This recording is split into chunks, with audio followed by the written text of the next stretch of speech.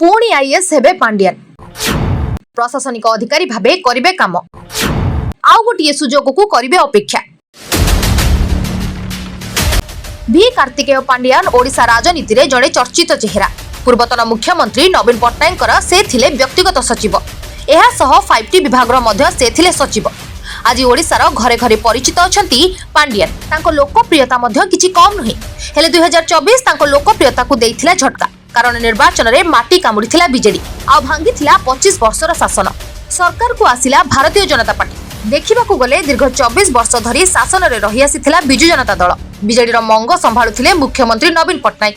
अनेक जनकल्याणकारी योजना से करिथिबा नै लोके कहुथिले। हेले विरोधी किंतु अधिक प्रसंग रे बीजेडी को करुथिले विरोध। एपरिक बीजेडी नंबर 2 नेता भिके पांड्यान मध्य विरोधी टार्गेट रे रहिथिले। तेणु मझिरे मझिरे ओडिया अस्मिता कथा भी उठुथिला। एसबु भितरे आहुरी अनेक प्रसंग आसुथिला जाकु नै एथर निर्वाचन रे जोरदार लड़ाई करुथिले बीजेडी एवं बीजेपी। शेषरे बाजी मारिछि बीजेपी। ओडिया अस्मितार पराजय परे समस्त भिके पांड्यान को करूछंती दाई। तांको पई बीजेडी रो आज एपरि अवस्था होइथिबा कहउछंती। लोकंक फोन स्टेटस एवं सोशल मीडिया पोस्ट रे पांड्यान को करा जाउछि विरोध। तेबे एहारी भितरे पांड्यान करिथिले वीडियो आ राजनीति छाड़िबा कथा कहिथिले।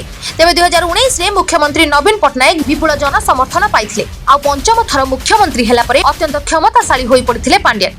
परिस्थिति एमिति थिला जे सबु कथा बुझुथिले पांड्यान। मुख्यमंत्री चाहुछंती कहि सबु निर्देश जारी करुथिले से। किछि निर्दिष्ट आईएएस आईपीएस अधिकारी को बाद देले पांड्यान को समस्त करुथिले विरोध। नेता मंत्री बड़ अधिकारी भी मुख्यमंत्री को भेटिबार सुजोग पाउनथिले। तेबे एसबु भितरे सबकिछि होई जाइछि शेष। कारण पांड्यान राजनीति छाड़िछंती। किंतु 2024 तांको जीवन रे थिला टर्निंग पॉइंट। तांको पॉलिटिकल कैरियर फिनिश होई गला। शासनरो बिजु जनता दल सह से मध्य होई गले विदा। तेबे एहारी भितरे आउ गोटे कथा एबे आलोचनार विषय पालटिछि। चर्चा हेउछि जे पांड्यान पुणी आईएएस चाकरी पाइबे अर्थात निज काम रे ध्यान देबे। तेबे एहा केते सत आमे जानिनु। कारण आईएएस चाकरी पाइबा बहुत कष्ट।